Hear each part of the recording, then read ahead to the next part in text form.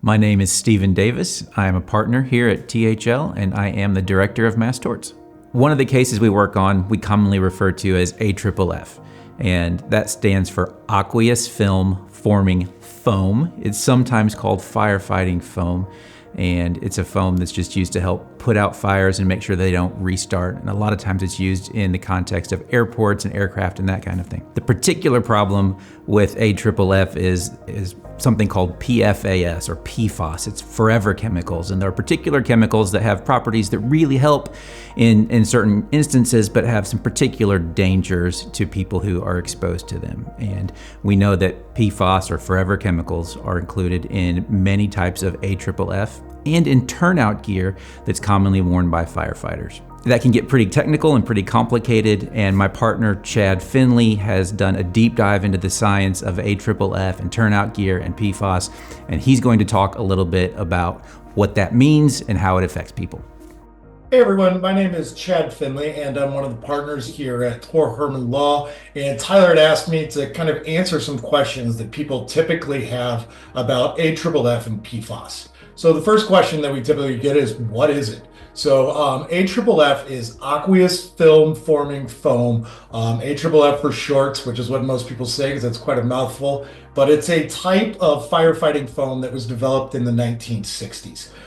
It was produced in collaboration between 3M and the US Navy to be used in settings where there were particularly dangerous types of fires, such as flammable jet liquid or chemical fires. It's been used a lot at places like military bases, in airports, both by personnel who've been spraying it and in ventilation systems. It's been used on aircraft carriers, and some plants and factories have used it, especially those who deal with chemicals that might be dangerous or particularly dangerous types of fires. So how much PFAS is actually in AFFF? This is a question we get all the time. And the short answer is it varies, which I know is a frustrating answer for people. But it depends upon the specific product. There's different types of AFFF products. There's also different manufacturers of AFFF. AFFF originally contained what we call these kind of long chain PFAS, such as PFOS. Those were phased out in around 2002 due to environmental and health concerns. Modern formulations typically use different types of PFAS like PFBS. The exact concentrations of PFAS and the different types of PFAS are not disclosed by the manufacturer. And of course, in litigation, it's subject to confidentiality. So we can't necessarily disclose how much PFAS is in the different products, but we do know that different products, different types of PFAS are in these products. So that's why you get a lot of questions from us about what you were exposed to, where you were working at, how you were exposed. Those questions are meant to enable us to try and evaluate how much PFAS exposure you actually got. So what's a safe level of PFAS exposure? This is also what we get. And it's very, very, very tiny amounts. It's fluctuated a little bit over the last 20 years in terms of what's been acceptable by regulatory agencies. For example, in 2009, the EPA established these provisional health standards for two particular PFAS compounds, PFOA and PFOS. At that time, they said the acceptable amount of exposure was 70 parts per trillion of those two specific compounds. In 2024, though, the EPA updated those standards and said 4 parts per trillion in drinking water is all that people should be exposed to. So we're talking about really, really tiny amounts that are quote unquote safe levels to be exposed to. Another question we often get is, what did the manufacturers know and when did they know it? Which is a question that we always get in all the litigations that we're involved in. Manufacturers have been aware of PFAS being in AFFF for a long, long time, since the beginning, since these products were put into the market. So the next question is, did they know about the dangers of PFAS? Yes, for decades and decades, long before the public became aware, these manufacturers have known. There are internal documents and studies that have revealed they had knowledge of the environmental dangers and the health dangers of these for decades before the public was informed. For example, in 1997, a chemist at 3M discovered that PFOS, one of these types of PFAS, was present in human blood samples from people who didn't work for the company. So people just living their everyday lives were being exposed to these, and it was being found in their blood. Despite that finding, the 3M continued to manufacture PFOS-based products until 2000, when they finally announced that they were going to phase them out, mostly due to regulatory pressure. An expert from the U.S. Naval Research Laboratory, which is who collaborated with 3M to first kind of bring these products to market for the military, testified that the AFFF manufacturers treated their foam formulas as proprietary information. And it wasn't even until 2000 that the US military and kind of regulatory agencies became aware of the actual amounts of PFAS and the types of PFAS that were really in these products. Another question that we get is, how long have people been exposed? Really, exposure first started in the 1960s, started to become more widely used later 1960s, early 1970s, primarily at that time military and aviation, and starting to be some industrial firefighting type applications. So firefighters, one of the primary people exposed, military personnel, but also people who live near military bases or live near airports or live near these chemical industrial type places where PFAS, AFFF foams might be used. It's been extensively used, especially on US military installations. In the 1970s, lots and lots of US military installations started using AFFF, especially in the airfields and the shipyards, places like that where it might be susceptible to kind of these huge fires. People have obviously been directly exposed to this through a variety of different means. People who were sprayers, people who were firefighters, people who were installing these things on these military bases, but also people who were just nearby have been exposed. And you know, we've also seen members of the public who live near these military installations or live near airports or shipyards or these chemical producing plants. Those people have also been exposed. Another place, fuel storage. Places where they have particularly high amounts of oil or things that are fuel-like in nature, people near those are also generally exposed. A question we also get is, okay, if I wasn't directly exposed, could I have been indirectly exposed? And the answer to that is yes. PFAS and AFFF get into groundwater, drinking water, well water. It can happen by a variety of ways. When it's sprayed onto fires, it's also used in training. Obviously at these military installations, airports, these firefighters, people who are using this have to do training.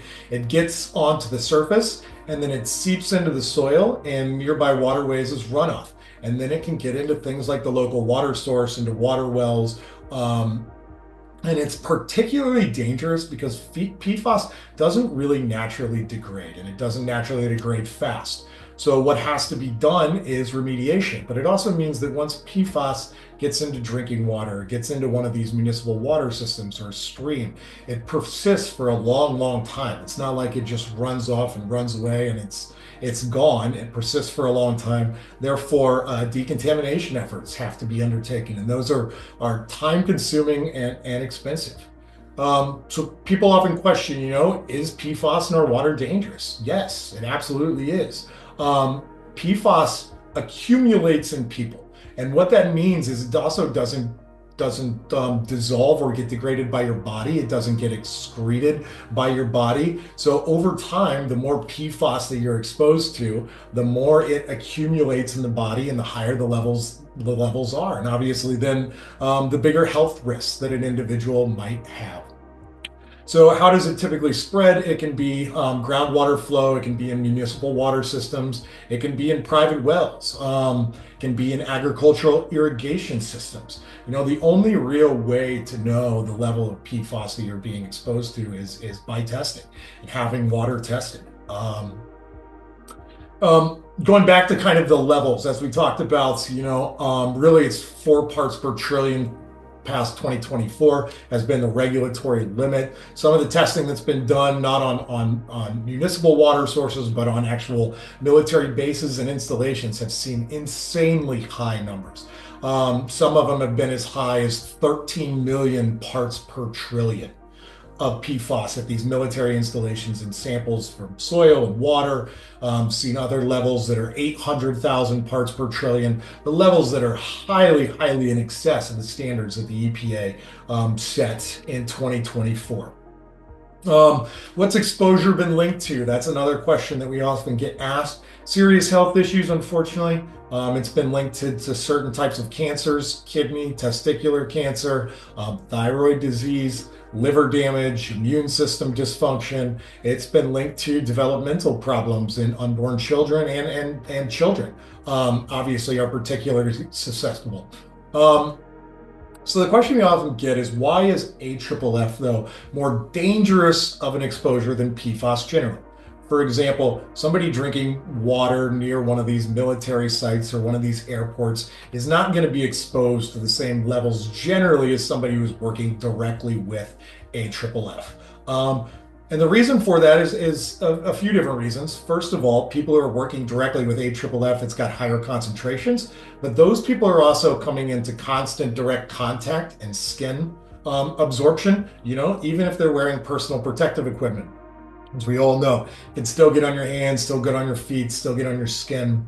So people are being exposed directly through that route. People who are working directly with AFFF also inhaling this stuff. It goes into fine aerosols and particles, and so those will be inhaled even in the presence of PPE, persists for a while as well. There's such a high concentration of PFAS and AFFF that people who work directly with AFFF have been kind of uniquely exposed to PFAS. Their levels typically, when you see blood results, are much, much higher than those in the general population. They're also getting repeated exposures, whether it be through training or use. There's a lot more exposure in people who use AFFF than there is somebody coming into contact with groundwater outside of some of these places who have used it. So in conclusion, like I said, these are a lot of questions we get. If you have additional questions, feel free to call in and we will always give you as much information as we can. Obviously, with things like protective orders and litigation, there's always only so much we can share, but we can assure you that all the attorneys involved in these cases are working incredibly hard, incredibly knowledgeable. The reason there's been so much focus on AFFF and PFAS in particular is because of these health challenges and environmental challenges. They're horrible and they're extreme, and the companies have known about it for years and years and years. And as we said, the information was concealed to the point that people couldn't protect themselves. And now, unfortunately, there's a lot of people, maybe like you, who are sick or dealing with health ailments, and if that's true, our heart goes out to you. But I can promise you that we are doing everything that we can to hold these manufacturers responsible. So thanks for listening. Like I said, if you have any questions, feel free to give us a call. So we know PFAS is bad, and we know that firefighters were exposed both through turnout gear and through firefighting foam. And we also know that the companies who manufacture that stuff didn't warn anybody. They didn't warn firehouses. They didn't warn the government that was supplying this stuff sometimes. They didn't warn airports or fire departments, and they didn't warn firefighters. So what do you do about it? Well, if you are a firefighter who is exposed to the firefighting foam or obviously use turnout gear and you think that you might be injured as a result of that, let me encourage you to go to THLawyer.com. And once you get there, there is a free case evaluation button. And if you'll click that, you'll just get to answer a series of simple questions that will help you understand whether you qualify to move forward with the case against the manufacturers of AFFF or turnout gear related to the PFAS forever chemicals that are in them. If you qualify for a case, we're going to ask you to sign a simple contract, and we'll answer any questions you have about that, and we'll ask you to sign an authorization that will allow us to get your medical records. And after that, we begin building the evidence that will make your case.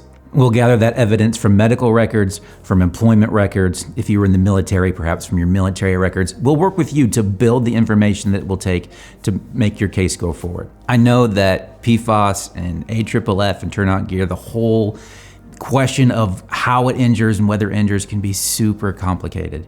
And let me just encourage you to take the first steps of reaching out to us. We'll help you answer the questions. We're happy to work for you. We're happy to work with you. And let's hope we can get some justice for you.